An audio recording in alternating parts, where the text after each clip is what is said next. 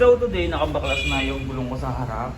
Ayan, kasi papatanggal ko tong mga fucking gold bolts na to na nilagay na dating may-ari. Tapos may thread locker. Ayan o. Ito kasi dalawa lang natanggal ko. Ito di na talaga kaya. So ipapa-welding ko na siya. Welding tapos napagawa ko na kasi yung dati.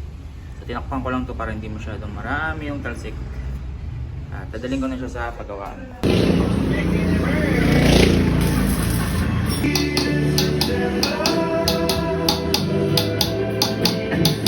So, umuwi akong walang gulong kasi hindi na matanggal yung isa. Nag-isa na lang.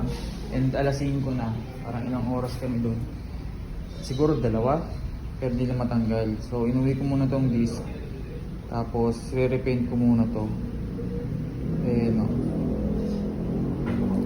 So, ayan siya. Walang gulong. So, repaint ko muna. So, ito muna siya.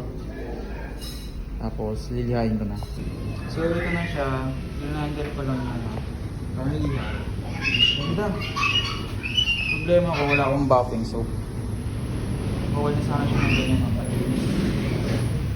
Kapag kasi pinayin ko siya, ganitong silver ang balay. Kasi okay rin naman, pero mas gusto ko kasi yung parang bare metal. Nakapolish siya, kahit na high maintenance, lagi mong lilinisin. I-try ko muna na ipapolish ko gamit metal polish. Pag okay naman, tutuloy-tuloy ko na.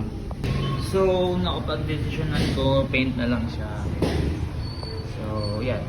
Lagay ko ng masking tape, tapos pakita ko na pag primer na. At ayan na, ginamit ko nga pala ulit ay Boss nilang primer gray. Tapos, patuyuin ko muna mga 15 minutes bago yung silver. So, itutulad ko na lang siya doon sa 3/4 lang ko. Gamit ko doon ito, H111 Starlight Silver. Tapos ito na rin, pares na sila.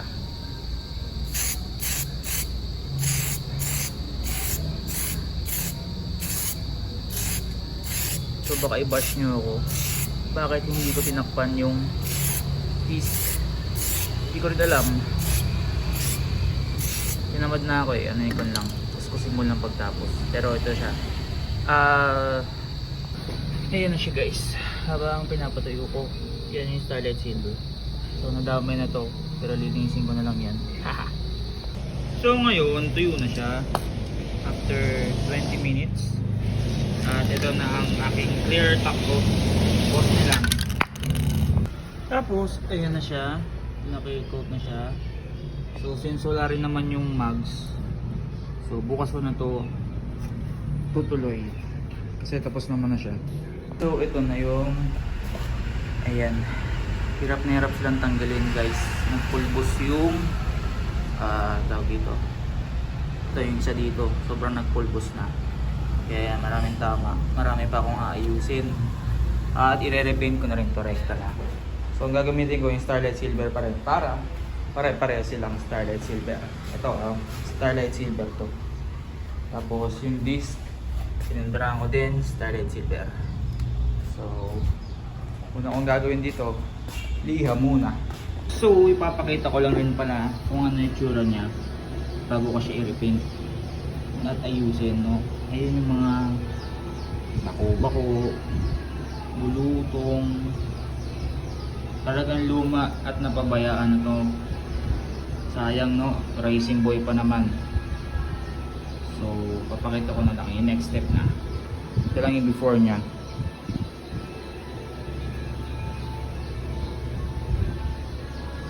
So dito guys, gamit na ako ng strip saws and steel brush. So ito siya, ayan na siya. Pagkatapos kong lagyan, kakalagay ko pa lang at i-steel brush ko na kasi mabilis matuklap, parang luma na yung paint talaga niya. Ito yung current process niya guys. Nantay ko pa maluto, hirap tanggalin pero mas mura naman yan kaysa magpa-powder coat ako na 4-5, diba? So okay na yan. Wait na lang natin. So ito guys, ilang oras na ito. Ito yung hindi ko ulit gagawin. Grabe, ang hirap. So next time, yung likod nito, lilihain ko na lang. Hindi ko nagagantuin. So ito na siya. After ilang oras, maganda sana kung pwede siyang ganyan. Tapos ibabuff na lang. Kaso mahirap, maraming singit-singit. Lalo dito. Yan, hindi ko na nga tinanggal yun eh. Tapos, yung stock paint pa siguro ng racing buoy yan, kaya ang hirap tanggalin kahit hihayin ko. Tagal. So, yan, papatayin ko na lang muna siya. So, lagyan ko na masking tape, tapos doon ko na pipinturahan. Pero, yan. Imagine niyo na, mas bagay siya, di ba? So, kanina, habang pinapatuyo ko siya, nilagyan ko na ng mask or takip yung mga hindi dapat papinturahan. So, ang primer ko, buhos nilang. So, ito siya before. At ito na siya, first coat ng primer. Isang coat lang pala yung primer. So, ito yung primer. Pinakita ko lang. So, ito yung main color natin, H111 Starlight Silver. Sa mga nagtatanong kung pwedeng pagsamahin ng Bosnie sa Samurai, pwede naman, ilang beses ko na na-try. So, ito siya, primer tuyo na. Pakita ko kapag meron ng Starlight Silver. So, ito na siya guys. Ito yung Starlight Silver. Tapos, dahil gabi ako ng pintura, malamig na. Yung air dry ko na lang, gamit electric fan. So, next nyan is top coat na. So, for the final step, Samurai K1K. And yun lang. Parehan ko na. Ito pala guys, 20 minutes ko siyang pinatuyo. So, tuyo naman na siya. Tuyo check. Tuyo check. Okay naman na. So, ito na. And ito na siya with clear coat. See that? It's sparkling. So, patuyuin ko lang tapos second coat tapos okay na. So, pinatuyo ko na siya overnight. Kagabi pala di ko na video. Nag second coat ako ng clear. Bali yan. It's shiny. Kasi kakabit ko na siya. Papakita ko lang sa inyo pag nakakabit na. So, yun na siya. Pinabit ko na yung disc. Tapos makikita nyo yung disc ko. Stainless lang. Tanis. Tapos, wala sa tuyo. Pero yun siya, maayos oh. Ito hindi yan overspray ah. Sa pulong mismo yung puti. Diba? Ayos. Kabit ko na. Ayan na siya. Di ba mas bagay? Tingnan nyo ah. Mukha siyang clean look. Huwag natin sama yung gold. Huwag natin sama yung gold. Ayan. Clean look lang. Pag sinama mo yung gold, wala, parang patay talaga yung kulay niyan. Hindi ko talaga trip yung gold. Kaya natakpan ko yung gold ha. Di ba mas malinis? Yan na siya. So papatuyuin ko na siya dyan. So next, likod naman. So natanggal ko na yung gulong sa likod. Next naman, tatanggalin ko yung disc. Yan na, natanggal ko na yung black diamond. Next naman, linis muna. Tapos liha. So ayun, nalinisan ko na. Next naman, i-wet sand ko na lang kung hindi ko na siya i-strip. Tulad yung ginawa ko sa harap. So, ang gagamitin ko liha. So ito lang 150 pero wet sand. Kasi wala na akong ibang mag-spang. So, ito na lang pagtapos niya maliha.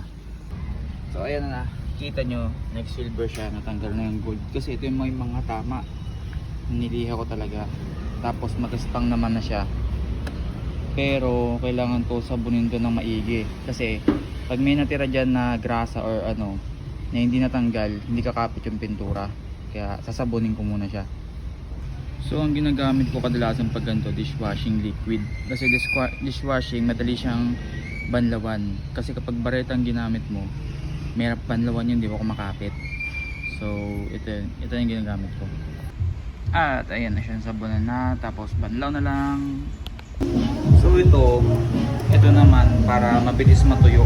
Saka matanggal yung mga natitirang mga langis o ano, alcohol. Saka dapat bago malinis ang basahan, pupunasan mo lang lahat. Tapos mas mabilis siyang matuyo. Tanggal pa yung mga mantika langis. So tuyo na siya at nakabarahan na. Cute oh. So primer muna, Bosnie. At ayun na, tapos na ang primer niya. Patuyuin ko muna siya 20 minutes. So maganda ngayon kasi araw. So ito na main color, H111 Starlight Silver. Narinig nyo pa, ubos na. Tatry ko siyang pagkasyahin dito. Sana magkasya siya. So yun guys, hindi umabot. Side lang na ano ko. Hanap muna ako, may makikita ko. So ito na, tuloy na natin. Nakabili na ako. So ayan na guys. Patuyuin ko lang, tapos play ko. So dito guys, i-clear coat ko na siya. So ito siya before clear. Ito siya pag na-clear na. At ito na siya, may clear. So papatayin ko muna siya 1 hour para matayo talaga. At ayun guys, 1 hour na siyang pinatuyo. Tuyo na siya to the touch. Pero dadagdagan ko pa ng isa pang clear coat para sure. Ayan, so isang ano lang, manipis lang na coat, talagang isang pasada lang. Tapos patuyuin ko mga 30 minutes and then kakabit ko na siya. Diyan na siya magpapatuyo. At ayan na siya, pagkatapos ng mahaba-habang pagkakabit. So, sa mga nagtatanong kung bakit wala pa akong paddock kasi wala pa akong pambili.